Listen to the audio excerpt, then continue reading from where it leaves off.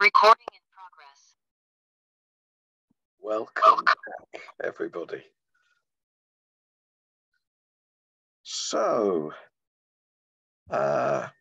if you had unlimited time and energy, what are the ways you would start from where you are now and the action you've already done and go upriver?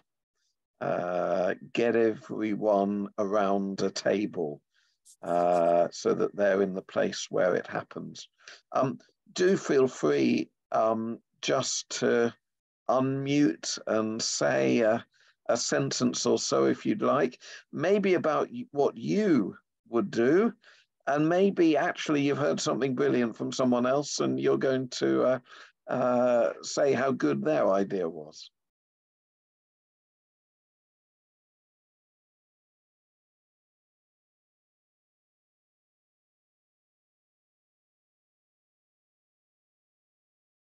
Our group, Gary spoke, so we all spoke about the fact that locally in our parish councils, there's always the public forum section where you actually always have a space where you can have a voice, and encouraging people, the things that you hear, you know, for people to come and speak into those places is a really simple way to actually empower people and give them a voice, and for the stories to be shared in parish councils. That's what Gary was saying that he would do. And I've been talking to the school about getting the year 6 children to go and do that, to take some questions, and the parish council think that they might be mock questions, and I was saying, well, let's not make them mock questions, let's make them real questions. So potentially, you know, that's always there and available. What a good thing. But people might need coaching, even if they're adults, to have the confidence and feel like they can say something in that setting. And maybe that's our role to coach and support. Yeah, brilliant. Thank you, Jackie. Anyone else?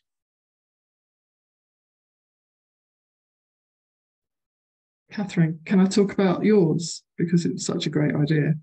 I don't know if I can't see Catherine on the screen now, but yes, no, you can. Well, just because Catherine was talking about there being a lot of care homes with care workers paid not the living wage, and how great it would be to empower them to form their own agency and basically stop losing the top slice of their income to other agencies, you know, to have a sort of care workers cooperative, which seems a brilliant idea to me. Well, you probably know that's exactly what Angus Ritchie and others did at CTC. They helped people form a cleaners cooperative that is indeed in many of the cleaning many of the office blocks in central London, and the Canary Wharf are being cleaned by this collective. Exactly. Really good. And of course, even better if we can somehow get to the care agencies and cleaning companies and so on that already exist, and try and talk to them about what restructuring might look like in order to pay living wage. Absolutely. Other comments or? Oh, Andy, sorry, could I just pick up on that? Could you say that again? Because I hadn't heard about that. How would I contact these people? Yeah, it's called something like Clean for Good. I think if you go to the CTC website, so the director of Centre for Theology and Community is Angus Ritchie, whom many of us met at Walthamstow. I think under resources, there is the story of Clean for Good there. Yeah, absolutely. That's the sort of thing that is completely legitimate for churches to get involved, not so much doing as equipping others to do, and encouraging and coaching and, you know, giving our support. And of course, very often, these will be members of our churches who will be exactly the people that are paid less than a living wage. Yeah. Other examples of how we can move on to stage 5?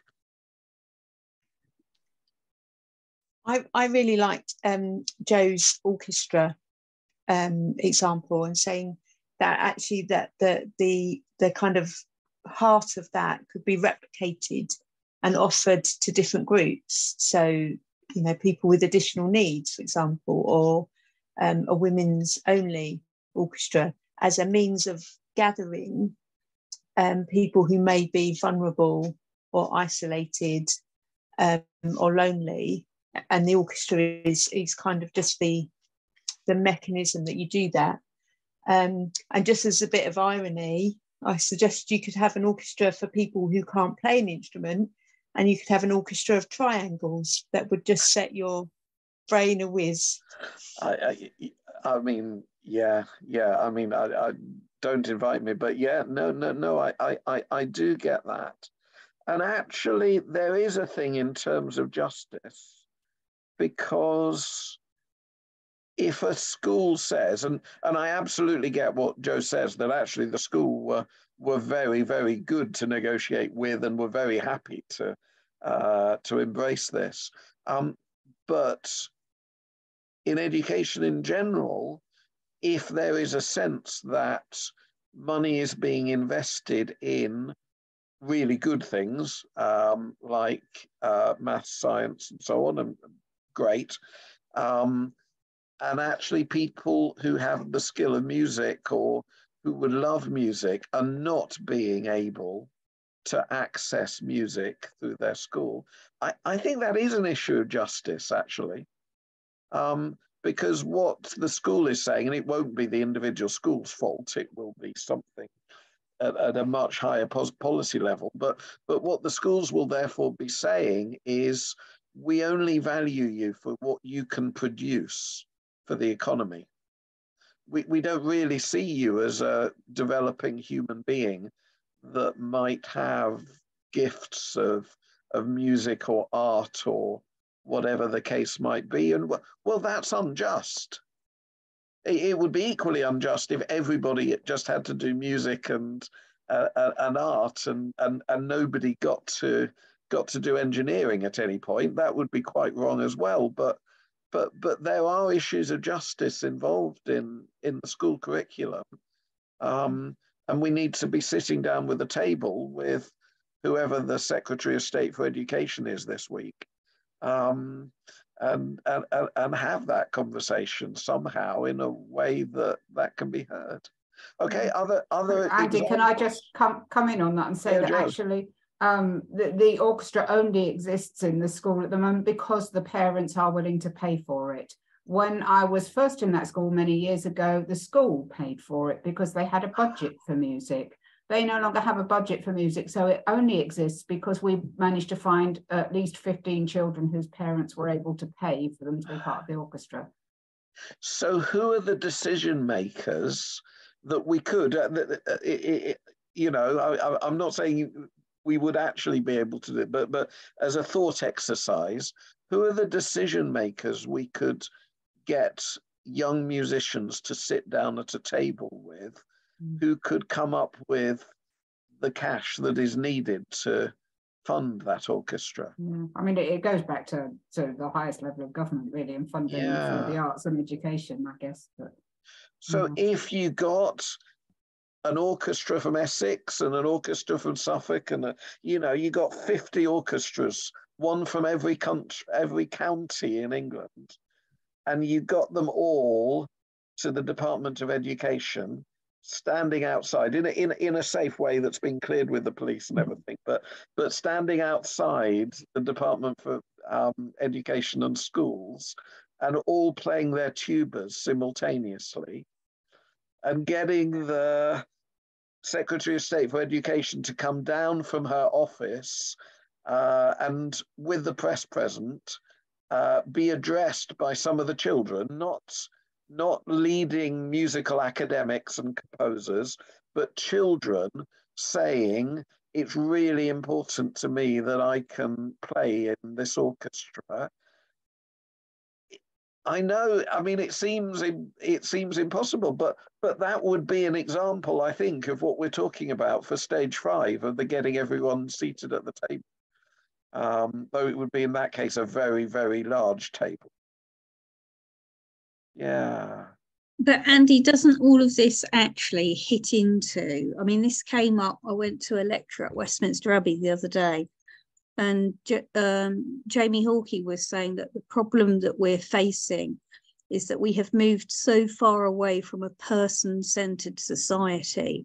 I mean, he didn't use the words that we are treated as citizens like economic units by our own government. Yep.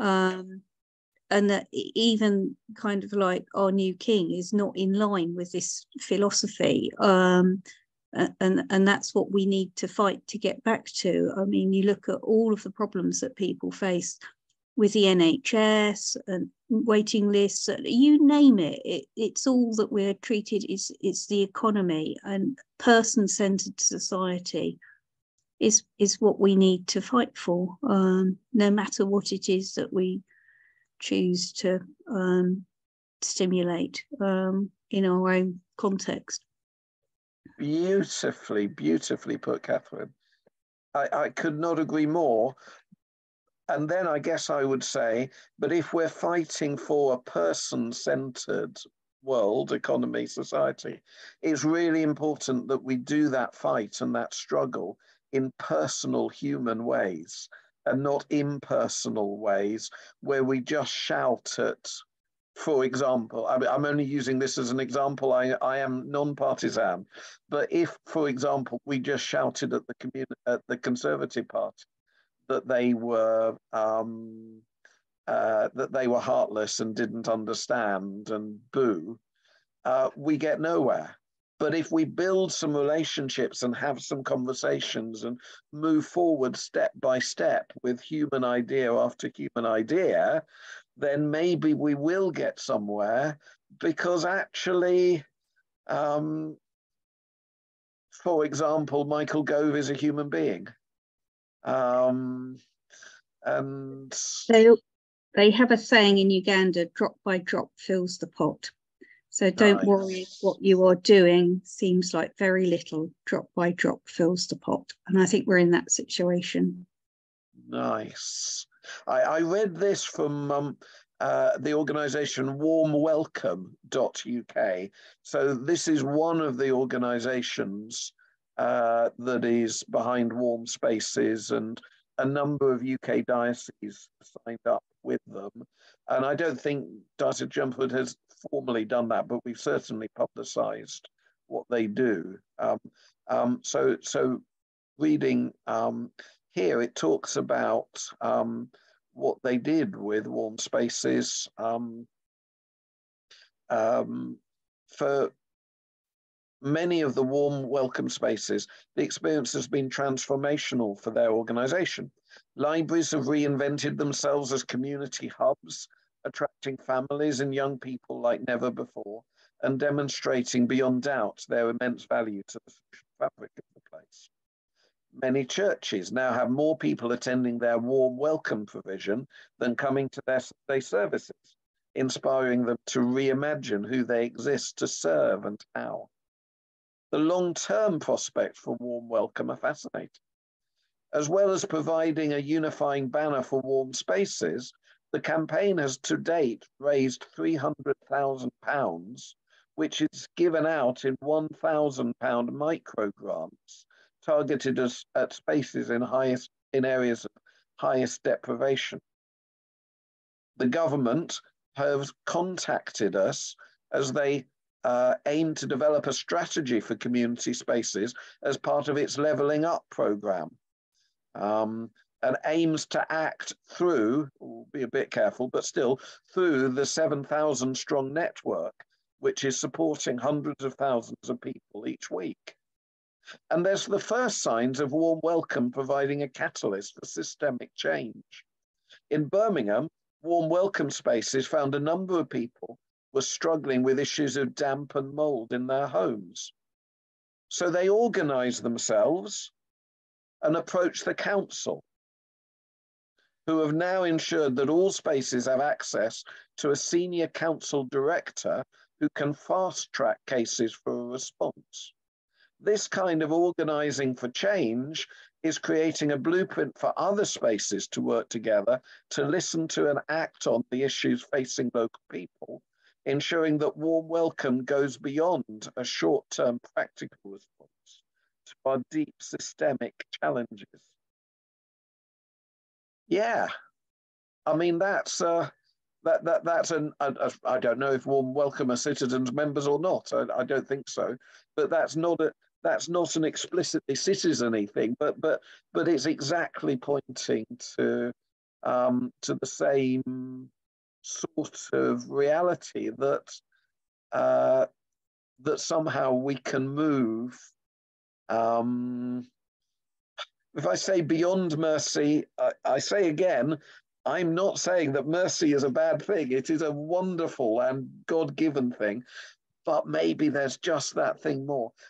Time for one more person to share, either from yourself or someone you were speaking with in the breakout groups, about how we could go the extra step.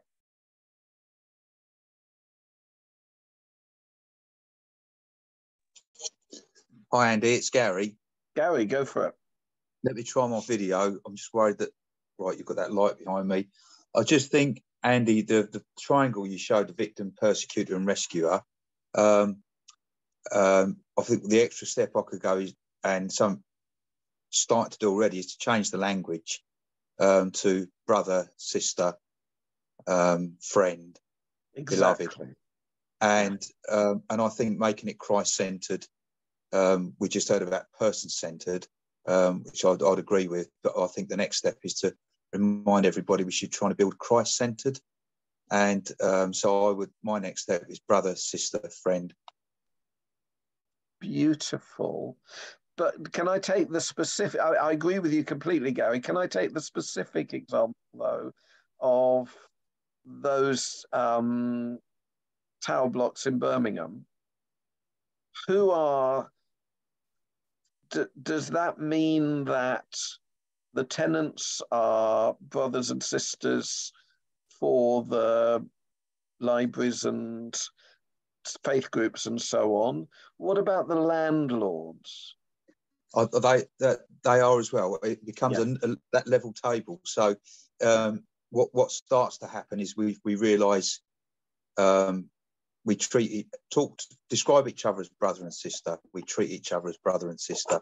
So the issue of power starts to get neutralised, because power becomes equally shared amongst everybody, because it becomes then Christ power in the centre of that relationship, because we treat each other as brother and sister and friend. And therefore, the landlord wouldn't want their brother or sister to live in mould-ridden flats.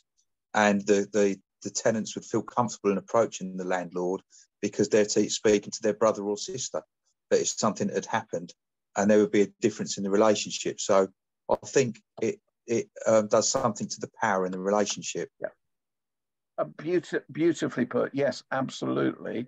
I suppose I would only want to say occasionally we might have to compel our brother or sister to come to the table, because they're ignoring us until we show that it is in their interest to behave in that brotherly or sisterly way. But that's not, I hope that's not being cynical about your vision, because your vision is exactly right.